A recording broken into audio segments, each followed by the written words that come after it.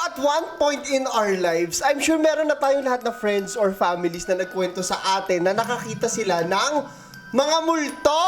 Ayan! Warning sa lahat ng mga matatakotin na nanonood ng video natin ngayon, no? Paranormal activity, yung panonoorin nating video ngayong araw, as in yung kung ano yung pinapapanood natin sa palabas na yon. Ganun din talaga siya, but in real life. So nakakaloka talaga. Ang tanong, paano kung mahuli sa camera ang interaksyon ng isang tao at isang multo? Maniniwala ka na ba na nag-e-exist sila? Anyways, para sa 500 Gcash giveaway natin, nasa ilalim yung mechanics sa mga gustong manalo ng 500 Gcash. So ito na nga yung video. At ulitin ko lang ulit ha! Double warning tayo dahil may mga tao talaga na hindi nakakatulog pag nakakanood ng mga ganitong video. So warning lang para sa inyo. Eto na. So makikita natin sa viral video na to, no, yung isang guard sa isang parang lobby. Parang normal lang din naman yung araw na guard na naghihintay siya kung ano yung mangyayari. Tapos, habang naghihintay siya, biglang bumukas, no, yung automatic door. Ayan.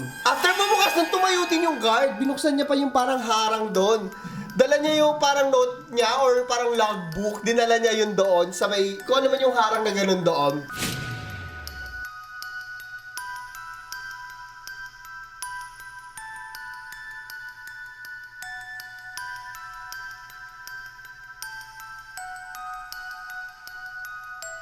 Kung mapapansin niyo, parang may tinatanong siya, may ina-accommodate siya.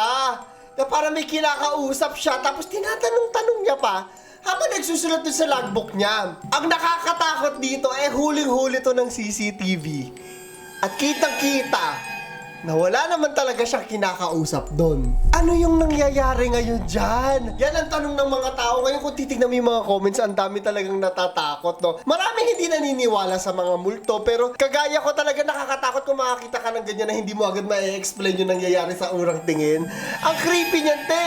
Madadala mo yan sa pagtulog ang pag-iisip ng mga ganyang bagay. Nag-search ako na kung ano yung katotohanan sa video na to kasi ang dami talaga, mismo mga balita, pinabalita itong kwento na to. So nag-research ako, no, at yung article na nakita ko ibang lengguwahe pa. Sabi dito, yung lobby pala na yun ay sa isang ospital na nagngangalang Sanatorio Finocchieto. Sa Argentina pala to at isang ospital which sparks, no, yung mga haka-haka na naman na baka pasyente yan dyan, baka isa yan sa mga namatay dito. Malalaman natin yan maya-maya lang, huwag kayo aalis. So eto, no, sabi ng kapulisan. So tinanong yung mga pulis kung ano yung nangyayari dyan. Kasi miski sila, inalam na rin nila kung ano yung nangyayari. Yung parang multo pala, no, at kaya siya kinakausap ng guard kasi nire-register siya bilang pasyente daw doon. Ang kwarto, ganyan, mga ganun-ganun mga bagay. Nakakaloka yun. At totoo kasi sinulat talaga doon sa parang logbook. Ibig sabihin, kung ano man yun, ay may meron siyang mission or meron siyang ganap sa ospital. Kung sino man yung kinakausap ng guard na yun, may business siya doon sa ospital. Nakakaloka. So habang kinakausap pa daw ng guard yung kung makikita natin sa ibang clip naman, kung naghahanap ng wheelchair yung guard, habang kinakausap yung multo, nakikipagtsikahan pa. So nagtaka yung mga tao, ano nangyayari dyan? Kinalauna naman na syempre nag-viral yung video, alam natin lahat, miski sa atin nakarating, nasa kabilang parte tayo ng mundo, nakarating sa atin yung kwento na yan. Na-curious ngayon ng mga tao. At hindi po pwedeng hindi nila tanungin yung mismong guard kung ano yung nangyayari dyan. So ang dami nagtanong sa guard kung ano nangyayari. Eto na. Sabi nung guard, matandang babae daw yung kausap niya. Lola. May kausap talaga siya. Pagpasok daw ng entrance, no, sabi sa kanya nung lola, ano ako dito? Pasyente ako at papasok ako. Nasa 9th floor yung kwarto ko, ganyan-ganyan. Doon ako naka-admit, ganyan. After daw nun, kasi normal, kasi wala usapan lang naman daw nila ng guard yun, tsaka nung kung ano man yung nakausap niya, no, hindi niya na raw nahanap o hindi niya na nakita ulit yung lola na nakausap niya. Katakot no? Eto na! Siyempre hindi niya naman alam yung nangyayari dyan eh. After niya mag-viral, sa kanya lang nalaman na ganun pala yung nangyayari. So pinanood sa kanya. Takot na takot siya at hindi siya naniniwala na ganun yung nangyari kasi sa mismong moment na yun, may kausap talaga siya. At nung nakita niya, hala, wala ka akong kausap, nakakaloka. So takot na raw yung security guard after niyan. Miski mga balita dito sa atin, binabalita yung kwento na yan eh. So yung mga tao tao doon, nag-search sila yung mga staff. Sinearch sila, bakit may babaeng ganyan? Ano yan? Hanap sila ng hanap ng mga record. At tinignan nila yung record kasi may ni-record yung yung guard, di ba? Ito yung ganyan, ito yung pangalan, address, ganyan. Sabi ng mga workers doon, nag-match daw yung record sa isang babae na namatay a few hours bago yung insidente.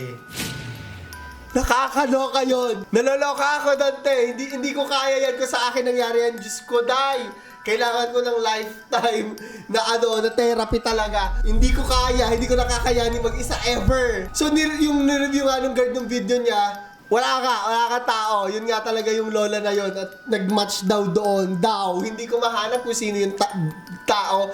Sinesearch ko. Pero ang hirap kasi maghanap kasi ibang lengguwahe sila. So, ito yung plot twist, no? Meron pang isang anggulo itong kwento na to. Kasi di ba mapapag-isip ko rin naman, totoo ba yan? Para sa mga skeptic, syempre ako skeptic din ako. Ako sa mga naghahanap talaga ng explanation pag nakakakita ng ganitong mga bagay. So, natakot na yung mga tao. Maraming naniniwala na multo nga yun. Miski sila natakot daw, yung mga staff daw doon. Ito ngayon, no, ang nangyari. Sabi ko nga sa inyo, di ba, pati mga pulis, inaalam na yung mga nangyayari. Sabi, no, nung ibang mga employees, may mga employees doon na nagsasabi na joke time lang daw yun. Mapapaisip ka, bakit nga nag-viral? Hindi naman lahat ng CCTV footage, nire-review, di ba? At kung mag-isa lang siya doon, yung guard lang yung nakakaalam, if ever. Yan ang aking pag-iisip, ha? Sabi nila pa, no, kaya raw bumubukas yung pinto dahil may sira yung automatic door talaga at bumubukas mag-isa. Ibig sabihin, nakikiplay along lang yung guard. Ganon yung isang side ng kwento. Ang tanong ngayon, na dito ako medyo naguguluhan, pag mga horror stories talaga na ganito, meron mga conflict talaga. Bakit sinabi ng guard, no, sa mga interviews niya na may kausap siya? Bakit sinabi niya na natatakot siya kung nakikipag-play along lang naman siya doon at joke time lang naman yung nangyayari talaga? Ang hula ko dito ay hindi nila ina-expect na mag-blow up yung story at na nakiplay along na lang sila sa nangyayari sa social media. Yan lang, hula ko lamang po, no? Hindi yan pawang katotohanan at hula lang, deklaro sa plana. So, ang tanong ko sa inyo, no, gusto ko titigan yung maigi yung video ulit. Isang joke nga lang ba ang lahat ng ito, no? At hindi lang nila ine-expect na nag-blow up sa social media? O sa tingin nyo talaga, may tao silang kausap dyan at may nakita, may nakausap at may in-accommodate talaga yung guard na bida sa kwento natin? Comment niyo yan sa ilalim, ha. Meron tayong 500 Gcash giveaway. Nasa ilalim yung mechanics at ito yung ating question of the day para manalo kayo ng Gcash. Naka-experience ka na ba na yung mga kaibigan mo, pamilya mo, sinasabi na may nakita daw sila? No, pero ikaw hindi mo makita? I-comment mo sa ilalim kung ano yung pangyayari na yan. Ito si Claro the Third. Nagpapaalam.